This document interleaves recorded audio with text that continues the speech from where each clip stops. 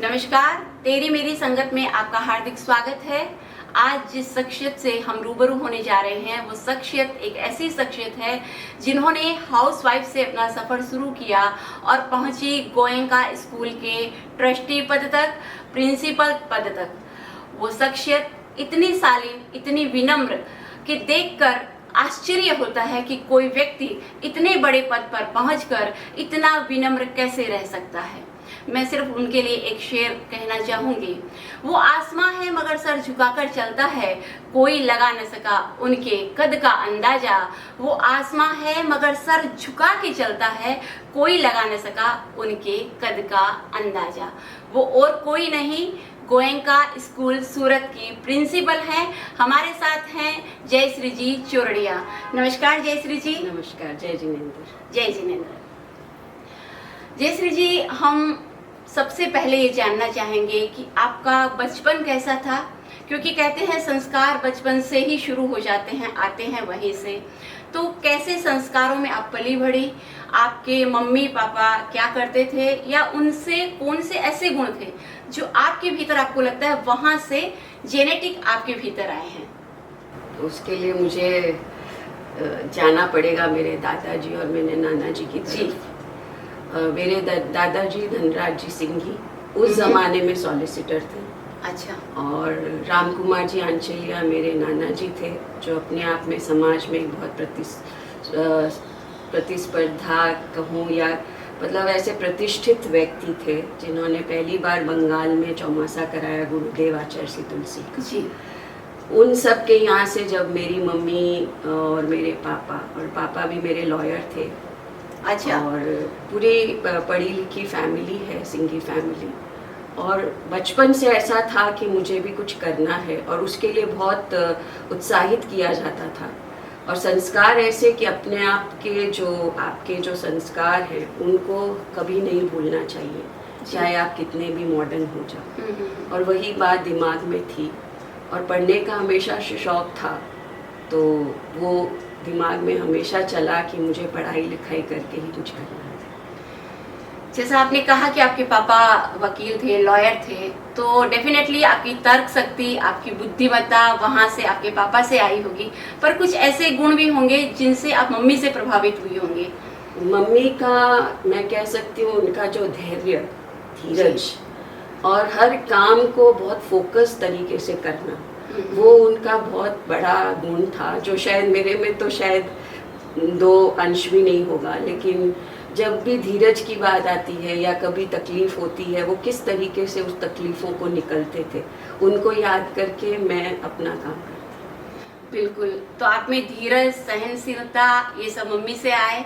आप में तर्कशीलता, शिक्षा के प्रति जो एकाग्रता कि मुझे कुछ पढ़ना है और कुछ बनना है, ये आपसे, पापा से आपने ग्रहण किए। सामाजिक आपका परिवेश रहा, आपका ननिहाल पक्ष और आपके दादाजी का पक्ष पूरा वैसा था कि समाज से पूरा जुड़े हुए पक्ष थे, तो वो सामाजिक गुण आपको वहाँ से मिलते हैं।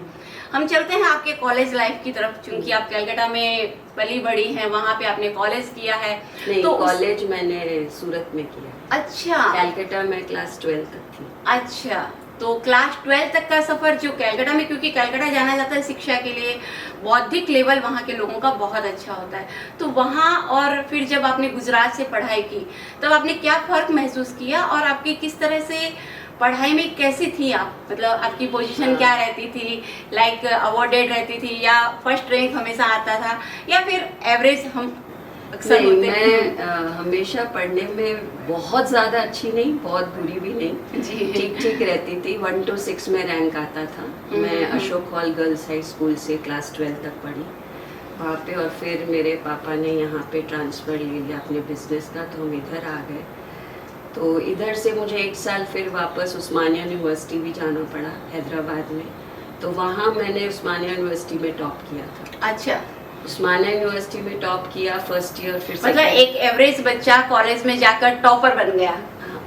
एवरेज भी नहीं, अबव एवरेज, क्योंकि हाँ, मेरा क्लास 10-12 का डिस्टिंक्शन अबव था, 85% था मेरा। तो फिर यहाँ पे मैंने टॉप किया और फिर हमारा एडमिशन यहाँ नहीं हुआ, क्योंकि यूनिवर्सिटी चेंज हो गई थी। जी। तो मैं डायरेक्ट वाइस चांसलर से मिली यहाँ के।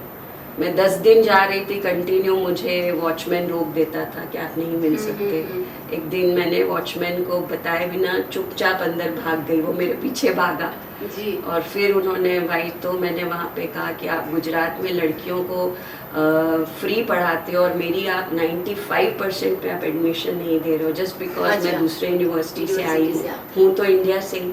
जी। तो उस समय वाइस चांसलर वकील थे, एम वकील, उन्होंने मेरी बात सुनी और वॉचमैन को बोला तुम जाओ, मैं सुनता हूँ उसकी बात। मैंने सुनाया, मैंने अपनी मार्कशीट दी, वो बहुत इम्प्रेस हुए और फिर बोला कि ठीक है मैं तुम्हारे पापा से शाम को बात करता हूँ। शाम को पापा के पास कॉल आया कि आपकी बेटी को हमने सेकेंड ईयर में एडमिशन दे दिया केपी कॉमर्स में। जी। और केपी कॉमर्स में इसलिए क्योंकि वो एक ही कॉलेज उस समय थी जो कोएड थी लेकिन इंग्लिश मीडियम थी, एक ही क्लास। बाकी सब जगह गुजराती मीडियम। मुझे गुजराती बिल्कुल नहीं आती। जाना थी। तो वहाँ पे भी थोड़ी बाधा आई क्योंकि पापा बिल्कुल अगेंस्ट थे कोएड स्कूल्स, कोएड के अच्छा। साथ पढ़ने में। पर वो तो जमाने खुद में। एक वकील फिर थे भी, और क्योंकि बंगाल का परिवेश जी। ऐसा था तो उनको थोड़ा, तो उनसे भी थोड़ा सा मेरा तर्क हो गया था, लेकिन जब एडमिशन हो गया तो उन्होंने कुछ नहीं कहा। जी। और फिर 2 साल मैंने यहाँ किया और मैं यहाँ पे साउथ गुजरात यूनिवर्सिटी में टॉप किया। अरे वाह, क्या बात है। मतलब हम टॉपर से आज बात कर रहे हैं कॉमर्स लिया मैंने जी। और मैंने टॉप किया। तो जैसे आपने बेबाक होकर के वाइस चांसलर से बात की, फिर बेबाक होके आपके पापा से भी, अपने पापा से भी Yes. बात करनी पड़ी क्योंकि तब तक शायद इतनी बेबाक आप नहीं रही होंगी। हाँ। तो आपको क्या लगता है कि हालांकि उस समय और आज के समय में तो बहुत परिवर्तन आ गया, लेकिन फिर भी ये जो बेबाकी होती है, हम जो अपनी बात को कहना चाहते हैं अगर नहीं कह पाते तो जिंदगी भर हम टीस में रहते हैं कि हमने कही नहीं, लेकिन कह देते हैं तो उसका किस तरह से फायदा मिलता है, कितना मिलता है, और तब में और आज में क्या फर्क है? मेरे हिसाब से आपके मन में जो भी बात है वो अपनों से तो ज़रूर कहना चाहिए एक शालीन तरीके से, जी। तभी सामने वाला समझता है कि आप क्या सोचते हो। जब आप बोलोगे ही नहीं वो सामने वाला नहीं समझेगा, तो बोलना बहुत ज़रूरी है। और मैं इस परिवेश में बड़ी हुई थी कि अपनी बात को हमेशा रखो, उसको अंदर मत दबाओ। और आज के युग में भी मैं अपने बच्चों को यही कहती हूँ, मेरे स्कूल के जितने भी बच्चे हैं, अपनी बात को रखो। और मैं टीचर्स को भी कहती हूँ बच्चों को सुनो, वो क्या कहना चाह रहे हैं। हो जाता है कभी कि हम बच्चों की उस बात से, उस शक्ति से कुछ सीख लेते हैं, बहुत कुछ सीख जाते हैं हम भी बच्चों के साथ। तो अपनी बात हमेशा रखनी चाहिए, पर उसका एक तरीका होता है, वो तरीका शालीन होना चाहिए। पर आजकल नहीं लगता कि वो तरीके में बहुत ज़्यादा अग्रेसिव, या तो बच्चे अग्रेसिव हो जाते हैं बहुत ज़्यादा जब कहनी होती है उनको अपनी बात, तब या तो बहुत अग्रेसिव हो जाते हैं, या फिर वो एकदम अड़ जाते हैं कि नहीं हमें तो ऐसा ही करना है, हम जो कह रहे हैं वही सही है। तो आज के बच्चों में क्यों ऐसा, जैसे आपने कहा धीरज की बात कही कि मैंने धैर्य सीखा, सहनशीलता सीखी, आप तो चूंकि बच्चों से रोज रूबरू होती है, तो आपको क्या लगता है कि बच्चे क्यों धैर्य और सहनशीलता आजकल खोते जा रहे हैं? उसमें सिर्फ बच्चों का दोष नहीं है, वो अपने घर में किस परिवेश में बड़े हो रहे हैं, उनके पेरेंट्स उनको कितना टाइम दे रहे हैं, उनका कितना सुन रहे हैं। सुनना बहुत ज़रूरी है बच्चों को, राइट फ्रॉम बिगनिंग, कि तुम क्या सोचते हो। घर की कोई भी हम चीज़ करते हैं उसमें उनसे राय पूछते हैं, तो उनको लगता है हम एक पार्ट है उसमें। थोड़े दिन तो हम ये सोचते हैं बच्चा है, चलो ये बोल रहा है कर दो, लेकिन वो फिर उसकी आदत पड़ जाती है। और 10-11 साल के बाद जब आप उसको रोकने लगते हो तो वो लगता है, वो रिवोल्ट करता है। तो ये चीज़ें शुरू से अगर होती है तो अच्छी है। तो अभी भी मैं भी मेरे स्कूल में जब बच्चे कुछ ऐसा करते हैं, मैं उनको सुनती हूँ, समझती हूँ, फिर उनके एक पॉइंट को मैं बताती हूँ। फिर मैं उनसे कहती हूँ अब तुम चलो 15 साल, 16 साल, 17 साल के हो गए, अब तुम सोचो तुम्हारे लिए क्या सही है, क्या गलत है। मतलब उनको राह दिखाना जरूरी है, ये जरूरी नहीं कि उनको ये कह दिया जाए कि तुम ऐसे ही चलो। नहीं, बच्चों का ये कहना चाहिए कि हम तो ऐसे ही करेंगे। तो दोनों ही बातें सही नहीं, तो सामंजस्य बहुत जरूरी है। और कई बार मैंने देखा है पेरेंट्स या कोई भी कह रहे थे बस तुम मत बोलो, तुम चुप रहो, तुम्हारा मतलब नहीं है इसमें। वो नहीं होना चाहिए जी। वो नहीं होना चाहिए। जयश्री जी, आपने जैसे कहा कि आप शादी के बाद अपना गृहस्थी संभाली कुछ सालों तक, और उसके बाद आपने फिर से एक जॉब की तरफ अपने पांव बढ़ाए, कदम बढ़ाए, तो ये क्या था? मतलब आप पहले से चाहती थी जॉब करना, नहीं कर पाई, या फिर ऐसा था कि आपको लगा कि अब मुझे एक समय मिलने लगा, क्योंकि बच्चे शायद एक जो छोटी एज होती है उससे निकल जाते हैं, और एक समय के बाद एक महिला को लगता है कि अब मैं कर सकती हूँ, आई कैन डू। तो आपका क्या सीन रहा और कैसे आपने फिर से शुरुआत की, और जब शुरुआत की तो क्या प्रॉब्लम्स आए? वैसे जॉब करने का मेरा कभी सोचा हुआ नहीं अच्छा। था। पढ़ने का ज़रूर था, लेकिन मेरी शादी बीकॉम फर्स्ट ईयर के बाद ही हो गई। अच्छा। तो शादी इसी कारण पे की थी कि मेरे हस्बैंड ने कहा था तुम जितना पढ़ना चाहोगी पढ़ा दूंगा। अच्छा। तो मैंने कहा ठीक है, फिर मैं शादी करूँगी। जी जी।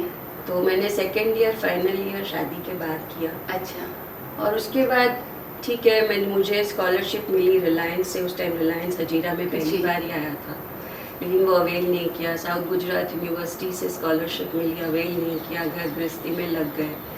लेकिन घर गृहस्थी लगने के बाद 8-9 साल बाद ऐसा लगा मुझे कि मेरा जो पढ़ने का सपना था वो अधूरा रह रहा है कहीं ना कहीं।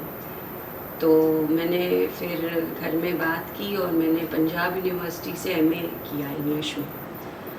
तो एमए इंग्लिश करने के बाद ऐसे ही हम ऐसे बैठे थे तो बोले सूरत में इंग्लिश की बहुत कमी है उस ज़माने में, आज से 35 साल पहले जी। तो इंग्लिश कोई पढ़ा सकता है तो क्यों नहीं। तो मुझे एकदम से ऐसा हुआ, तो मैंने अपने हस्बैंड से बात की तो उन्होंने बोला अगर तुम्हें इच्छा है तो करो। तो मेरे बच्चे स्कूल जाते थे, तो मैंने वहाँ पे जब मैं जाती थी वहाँ के सर मुझे कहते थे मैम आपका इंग्लिश इतना अच्छा है, आप क्यों नहीं पढ़ाती हैं। तो मुझे वहाँ से प्रेरणा मिली जॉब की। जी जी जी। पहले कभी नहीं सोचा नहीं मैं था। जॉब करूँगी। जी।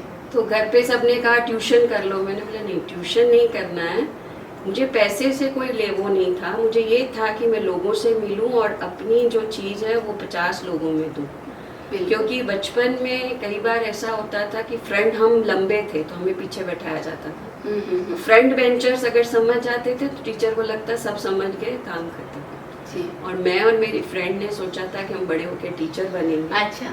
और जो एवरेज बच्चा बोल देगा ना कि हमें समझ आ गया तो हम क्लास में मानेंगे कि हमारी बात वहां तक पहुंच गई। तो उस समय से था, लेकिन ऐसा नहीं सोचा था कि कभी ऐसे जॉब करूंगी टीचर बनूंगी, ऐसा नहीं था। जी, मतलब ये आपको अपॉर्चुनिटी एकदम से सामने से मिली, आपने हाँ। उसको एक्सेप्ट किया। Yes. और चूंकि परिवार आपका साथ ही था, इसमें कोई कहीं संघर्ष या वैसी कोई गुंजाइश नहीं। आपकी थी नहीं, क्योंकि संघर्ष इतना ही था कि बच्चे स्कूल जाते थे, मेरे देवर की बेटी भी मेरे साथ रहती थी। अच्छा। वो 3rd स्टैंडर्ड में थी, मेरा बेटा 4th में था, मेरी डॉटर 6-7 में थी। तीनों का टिफ़िन बनाना, फिर मुझे भी जाना सुबह 7 बजे 1:30 बजे आके बच्चों को खाना खिलाना, पढ़ाना, फिर वापस खाना तैयार करना। ऐसा मैंने 15-20 साल तक किया। अच्छा। तो मतलब बहुत ही बंधी हुई जैसे एकदम चीजें, जो हाँ, जो अपने चीजें अपने ऊपर ही थी कि मैंने ये रास्ता चुना है तो इसमें जो भी डिफिकल्टी आ रही है वो मुझे ही करनी है। मुझे किसी पे लादना नहीं है कि मैं कोई एहसान करे, किसी पे कोई एहसान नहीं है कि मैं अपना काम ही कर रही हूँ।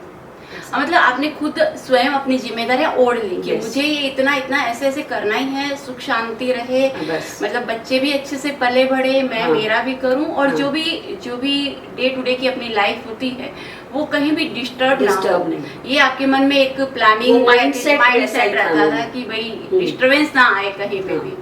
तो आपने शुरुआत की इंग्लिश पढ़ाने से, मतलब ये आपकी लाइफ का टर्निंग पॉइंट एक तरह से देखा हाँ। जाए तो। जो 7 डे स्कूल थी जहाँ पे आपने हाँ। शुरुआत की, तो वो आपकी लाइफ का टर्निंग पॉइंट साबित हुआ कि भाई वहां से आपको एक वे मिला। हाँ, कॉन्फिडेंस आ गया मुझे, क्योंकि हम्म। मेरे पढ़ाने को बच्चों ने बहुत सराहा जी। पेरेंट्स ने बहुत सराहा।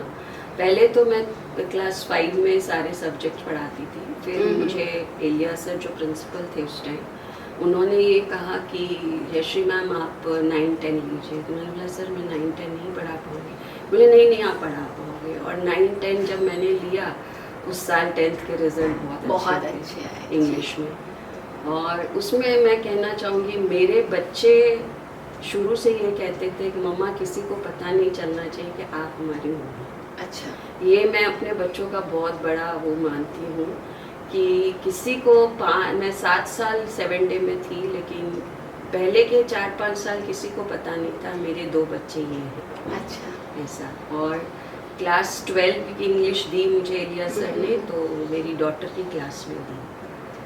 तो 2 महीने मैंने वहाँ पढ़ाया। फिर मेरी डॉटर ने अर्जी लिखी मेरे प्रिंसिपल एलिया सर को कि सर आप मैम को दूसरी क्लास में दे दीजिए, अच्छा। मेरी क्लास में। अच्छा। तो मैंने ही वापस चेंज कर दिया डिवीजन, क्योंकि उसको ऐसा था कि मम्मा अगर कुछ अच्छा होगा तो एवरीबडी विल बी सेइंग कि इसकी मम्मी है। I want to get credit on my mum and I appreciated. बिल्कुल, मतलब उसको भी ये तब भी इतनी समझ थी कि उसे Yes. लगता था कि अगर मैं कुछ कर रही हूँ तो मेरे लेवल पे मुझे करना है। ऐसा नहीं होना चाहिए कि मैंने किया और क्रेडिट ये हो कि भाई मम्मी है, टीचर उनके है, साथ तो शायद हाँ इसलिए कोई चीटिंग हो गई है, लाइक दैट।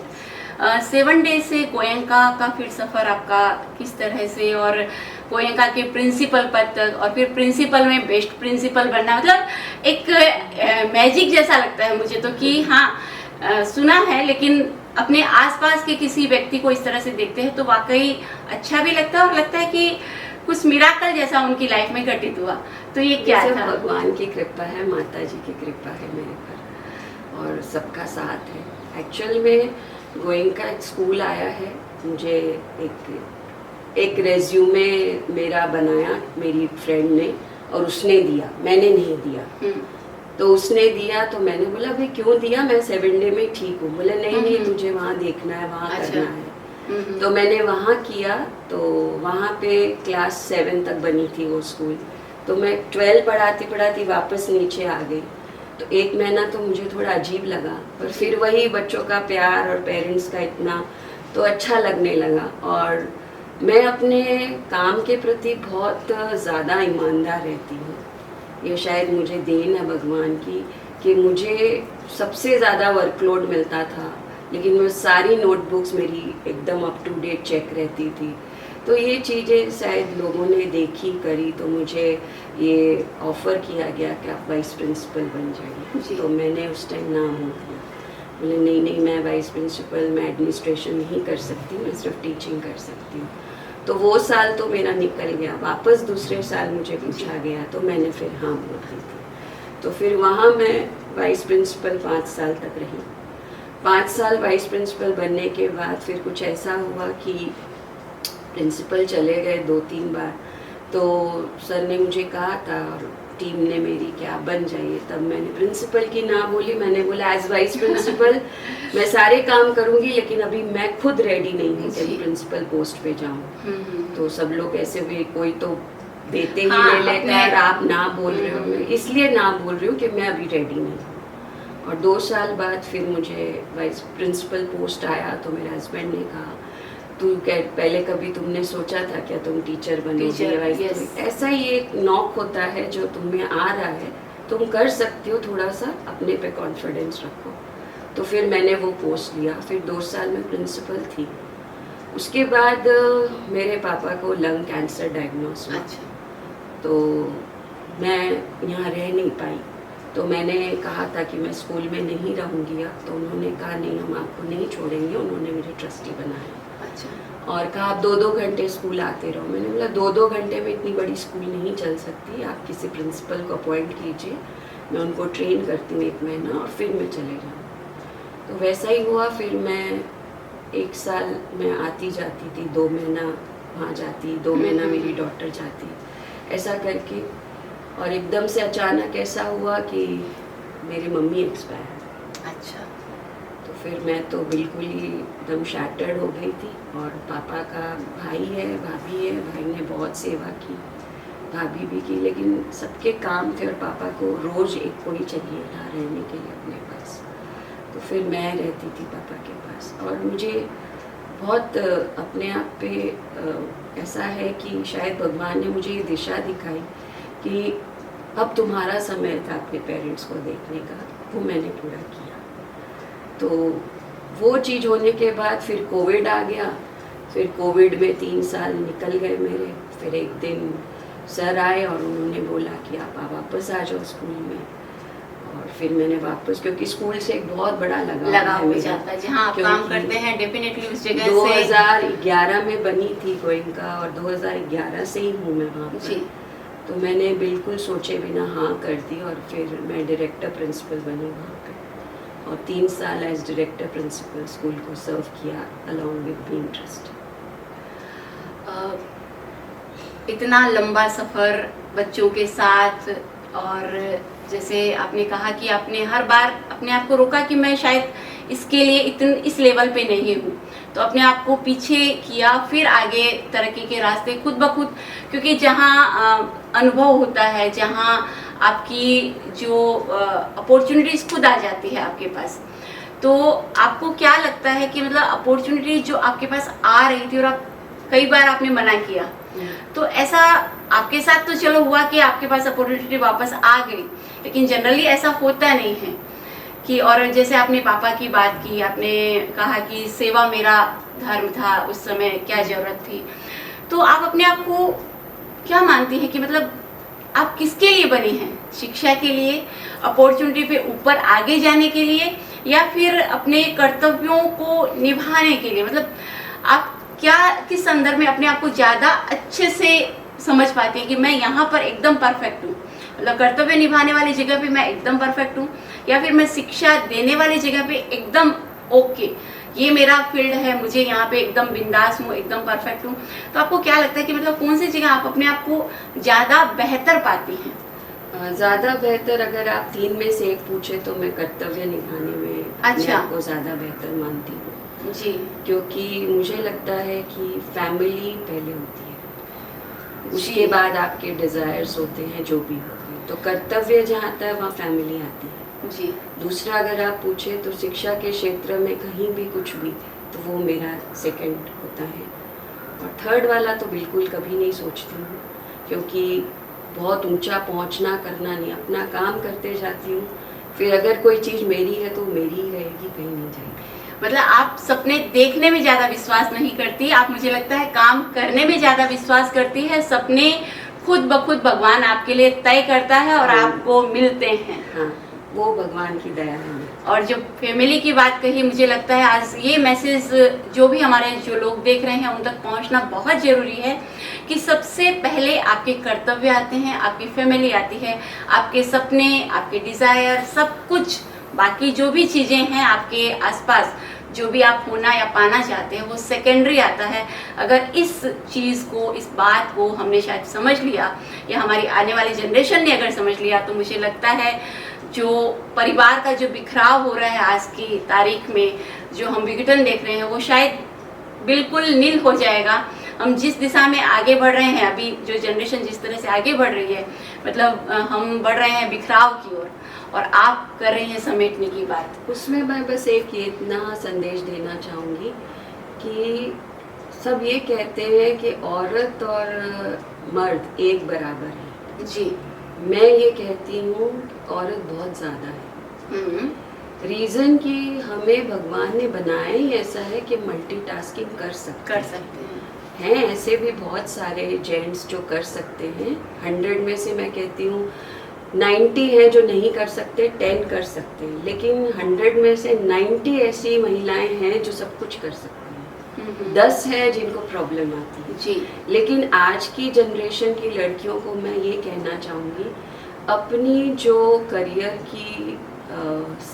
के सपने हैं उनको संजो, लेकिन उसके साथ ये भी देखो घर मेरा है, मुझे बनाना है, बच्चे मेरे हैं, मुझे इनको संस्कार में बड़ा करना है। उसके साथ मैं बाहर का काम कैसे बैलेंस कर पाती हूँ, नहीं कर पाती हूँ तो मैं हेल्प लूँ मेरे हस्बैंड की या मेरे घर के किसी की, नहीं मिल रही है तो तुम्हारे में इतनी क्षमता होनी चाहिए कि तुम दोनों को बैलेंस करके चलो। क्योंकि अगर ये सोचते हो करियर बना के पैसा कमाना मेरा इन्वेस्टमेंट और मेरी लॉन्ग टर्म प्रॉफिट है, लेकिन मैं ऐसा मानती हूँ बच्चे और परिवार, उसमें जब आप टाइम देते हो अलॉन्ग विथ बाहर का काम, तो सबसे बड़ा इन्वेस्टमेंट है। बिल्कुल जयश्री जी, आपकी इस बात से मैं सहमत भी हूँ और मुझे लगता है ये बहुत बड़ा मैसेज आपने अपने इस इंटरव्यू के माध्यम से सबको दिया है कि सबसे पहले जो संभालना है उसे संभाले। सपने पूरे करने हैं लेकिन किस तरह करने हैं ये आपको खुद डिसाइड करना है और वो रास्ते बनाते हुए आगे चलना है। क्योंकि आपका ये संदेश बहुत बड़ा है, मैं चाहती हूँ हमारे सारे दर्शक इस संदेश पे, हमारी आने वाली जनरेशन और वर्तमान जनरेशन इस पर कायम रहे, यहीं पर कि आपके, क्योंकि सपने तो आप कहते हैं आप खुद चल के आते हैं, तो मैं सपनों की बात आपसे नहीं करूंगी। आपके भीतर जो भी सपने हो, भगवान ने जो भी कुछ आपके लिए सोचा हो वो जरूर पूरा हो और आपको मेरी ओर से बहुत बहुत शुभकामनाएं।